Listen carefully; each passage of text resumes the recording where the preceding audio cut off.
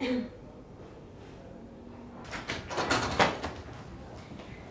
Guy. Bonjour, as we say Bonjour. in Silicon Valley. Great. What would be your personal, above all, rule if you have just to choose one? For an entrepreneur, obviously. Yes. I think the most important rule is that you never ask people to do something that you yourself would not do. Yeah. So if you're asking a restaurant owner to do something that you wouldn't do if you owned a restaurant, you're gonna fail. Yes. That's a very good test for what you ask your customers to do, what you ask your employees to do. That's a very good test. That's probably the best test. Assuming you're not a nutcase who will do anything. Okay. And do you feel entrepreneurs from Europe are different from others, for example, Silicon Valley?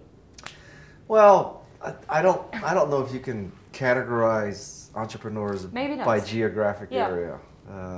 There's an entrepreneur who's trying to do similar things to you in America. Perhaps there's more in America, but I think they're more similar than they're different. Yeah. Because in a sense, you all have this sort of drive, and you have this desire to change the world, and you have this innovative idea. So you wouldn't advise, as many people does today, to go to Silicon Valley to build a startup? We can do it from... That's a different question. Okay. The advantage of being in Silicon Valley is that there is more of an infrastructure there for startups. Yeah. Venture capitalists, lawyers, PR firms, But even beyond that, I think the mental approach to startups in Silicon Valley is probably different, particularly than here. In Silicon Valley, for example, people expect you to want to start a company. Yeah. And I don't think that expectation is as common here. Also in Silicon Valley, if you fail, it's not that big a deal. I suspect that failure here is a bigger deal than failure in Silicon Valley. So there are some key differences. Having said that, I don't necessarily think it can only be done in Silicon Valley. It's just that Silicon Valley has some advantages. Now, there are also some disadvantages. There are disadvantages because in Silicon Valley, you're competing with many more startups for talent, for example. And there's much more noise in Silicon Valley. So it's certainly not the only place you can start a company.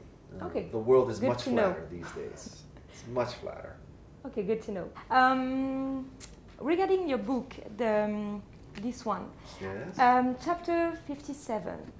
I'll try to do my best. I have no idea what chapter 57. I will tell you regarding schmoozing. Okay. And I'll try to be a good schmoozer. Okay. So what can I do for you? What can you do for me? Maybe find a restaurant? Yeah. Maybe something else? What would it be? Well, what you're alluding to is, I think that what makes a person a good schmoozer or a good networker is not that they have an attitude of what can the other person do for you as much as what you can do for the other person. That is what makes a good schmoozer and a good networker. So when you go into a meeting or you go into a social setting, you should always be thinking, how can I help the other person?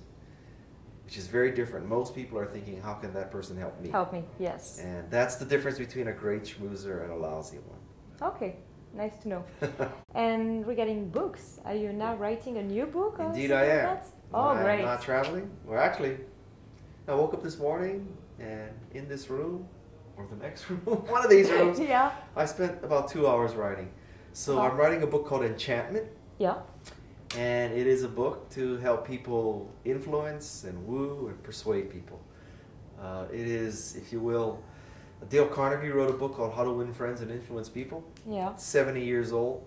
It's still in the top 200 books on Amazon to this day, 70 years later. Wow. So it's a combination of how to win friends and influence people. There's also a great book by Robert Cialdini called Influence, Social Psychology. And what I'm trying to do is write a book to help people enchant people. Great. That's the goal.